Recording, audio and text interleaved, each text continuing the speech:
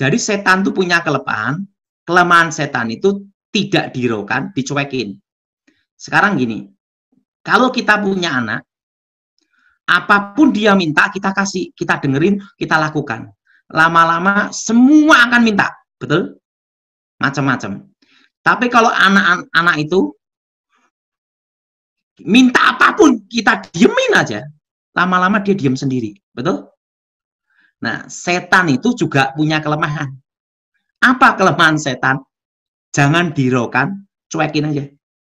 Kelemahan ilmu santet tingkat menengah, jadi santet itu ada 3. Dasar, menengah, tinggi. Nah, santet tingkat menengah yang diserang adalah kejiwaan seseorang. Biasanya yang bersangkutan akan merasakan ada angin masuk ke sini. Sini lah. Nah, setelah itu akan ada nyeri di bagian jantung. Ulu hati. Itu kelemahannya adalah jangan dihiraukan. Lawan dalam nama Yesus, baca Alkitab. Lari pagi, jalan pagi, sembuh dah. Kelemahan ilmu santet adalah jangan dihiraukan. Dan orang yang suka tertawa tidak bisa disantet. Tapi jangan ketawa sendiri, edan. Gila. Jadi jangan hiraukan dah. Baca Alkitab, jangan hiraukan. Oke? Ya. Pak, ini ada pertanyaan Pak Daniel, Pak Daud dari Daniel Julius. Dikatakan, saya mau tanya Pak, anak saya umur 8 tahun, tiba-tiba kayak orang kena stroke, mata buram, ngomong susah, suka jilat-jilat, setiap didoakan lututnya seperti ada yang bergerak kayak rantai dan menjilat-jilat, menjerit anaknya. Sempat bilang mau mati, Yesus jahat begitu Pak. Sebelumnya dia normal-normal saja, pertumbuhannya normal. Dicek dokter, pada nggak tahu penyakit apa. Di kepalanya, di MRI ada putih. Tapi mereka semua dokter, profesor tidak tahu penyakit apa ini Pak. Mohon ada pencerahannya Pak. Kalau saya tidak langsung lihat, susah untuk membedakan. Jadi, saran saya, tumpang tangan, bagian kepala anak itu, katakan darah Yesus bebaskan, darah Yesus sembuhkan. Dengan iman. Saya percaya sembuh. Jadi doa. Amin. Tiada yang mustahil bagi Tuhan. Amin. Amin. Oke. Oke, Ada lagi pertanyaan? Lanjut. Yang Pak Gunawan, siapa lagi? Pak Gunawan? Pak Nyoman sudah cukup satu kali aja Pak. Mohon maaf Pak ya. Sekarang nih yang saya lihat Pak Madrik nih, Madrik Pangaberuan. Ya silakan. Pangaberuan. Halo Pak Tony Daud. Nah, shalom. Iya. Halo Pak Tony Daud. Ya, lanjut. Halo Pak Tony Daud. Ya. Saya pernah ikut puasa kegelapan Pak Tony Daud. Iya. Puasa kegelapan yang sangat mengerikan. Saya pernah didoakan hamba Tuhan, baru telinga sini saya dibukakan Tuhan, di alam roh setannya teriak-teriak gitu Pak Tony Daud. Baru di dalam badan saya bergerak-gerak gini, pendetanya bilang dalam nama Yesus dia pindah-pindah Pak Tony Daud. Dulu badan saya itu berapi semua Pak Tony Daud, berapi, kebakar gitu kan. Cuma saya doa-doakan semua, tapi sekarang belum hilang semua itu Pak Tony Daud. Kadang dia berjalar-jalar gitu. Saya juga. Berarti Anda terlibat kuasa gelap yang berhubungan di dalam badan. Berarti diminum atau dimasukkan benda dalam tubuh. Saya jumpa langsung sama setannya, dia cuma depan-depanan gitu, dia cuma gini doang, sama dikasih tangan saya gitu. Nah, dikasih tangan saya karena ini setan, bukan setan biasa. Saya ikut setan-setan antikristus gitu karena ada rahasia terbesar di situ.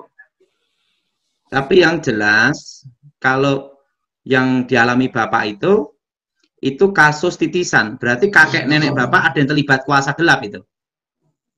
Dulu pernah kakek nenek, cuma saya pernah juga berhadapan sama setan itu.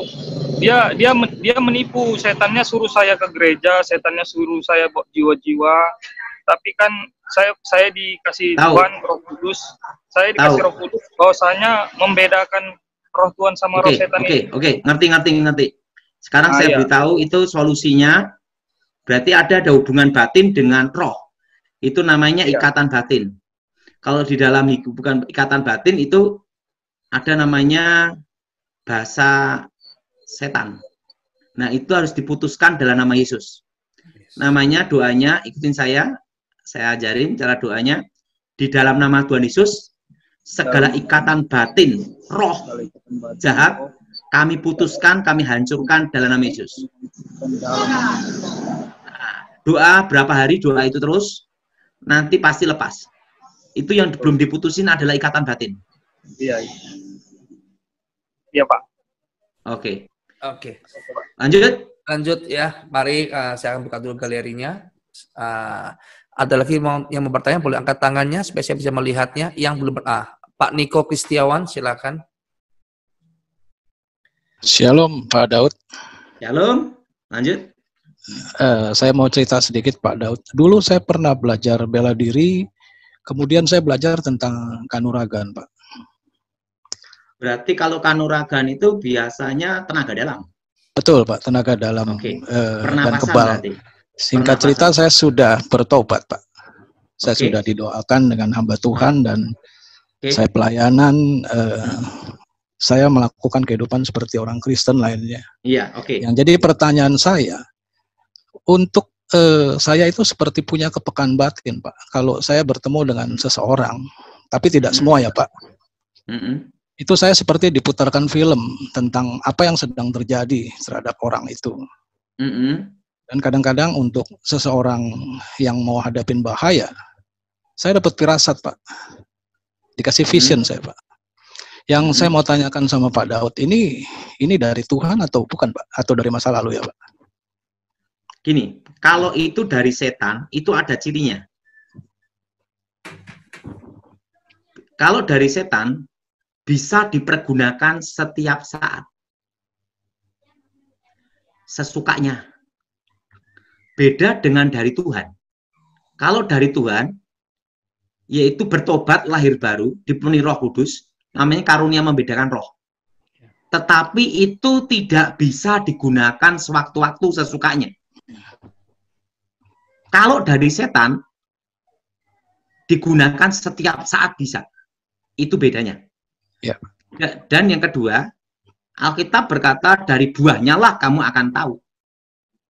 Ya.